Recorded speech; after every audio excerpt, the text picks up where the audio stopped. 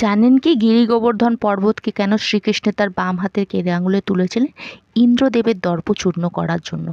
ব্রজবাসীগণ ইন্দ্রদেবের পুজো করতেন, কিন্তু শ্রীকৃষ্ণের সেটা মোটেই পছন্দ ছিল না। তিনি বললেন গিরি গোবর্ধন পর্বতের পুজো করতে, কারণ সেখান থেকে তারা ছায়া পায় এবং গরু গাভী ফল মূল পাতা খেয়ে বেঁচে থাকে। তাই গিরি গোবর্ধন পর্বতের পুজো করা উচিত। সেই কথা মতো ব্রজবাসীগণ গিরি গোবর্ধন পর্বতের পুজো শুরু করে। এই দেখে ইন্দ্রদেব তুষ্ট হন এবং বজ্রবিদ্যুৎ সহ প্রবল বর্ষণ নিয়ে আসেন ব্রজবাসীদের কাছে।